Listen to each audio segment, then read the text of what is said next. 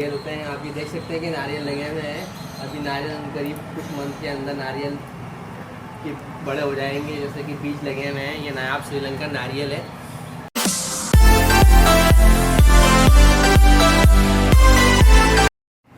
अस्सलाम वालेकुम नाज़रीन कराम, माओ बहनों और अपनी भाई की बहनों को अस्सलाम वालेकुम।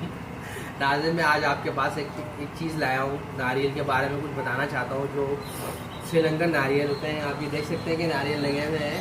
अभी नारियल करीब कुछ मंथ के अंदर नारियल के बड़े हो जाएंगे। जैसे कि बीज लगे हुए हैं। ये नायाब श्रीलंकन नारियल है।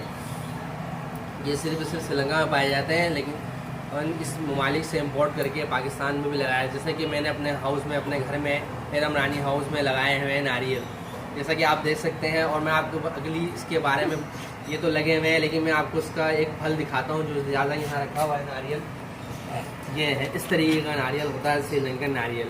नाज़रीन आप देख सकते हैं, इसमें पानी कम होता है लेकिन गिरी ज़्यादा होती है, जो सेहत के लिए बहुत अच्छी है। नाज़रीन कराम आप ये देख सकते हैं, जब ये बड़े हो जाएंगे तो ऐसे होंगे नारियल। नाज़रीन जैसा कि आप आते हैं, हम आपको दूसरे दरख्त के बारे में बताते हैं। नाज़रीन जैसा कि ये चीकू का दरख्त है। ये नायाब सिंध में पाया जाता है, अंदरूनी सिंध में, लेकिन फ़िलहाल ये दरख्त मेरे घर पे लगा हुआ है। आप देख सकते हैं ये नायाब चीकू का दरख्त। इसकी खासियत देख सकते हैं, इससे फल अब आ रहे हैं जो चंद माह के अंदर ये बड़े हो जाएंगे फल। और जैसा कि नाज़रीन आप देखते हैं कि बारिश का मौसम है। नाज़रीन कराम बारिश का मौसम है, जैसे विंटर है। देखें रिम झिम बरस रही है पानी, अल्लाह की कुदरत। और आज जुमे का दिन है।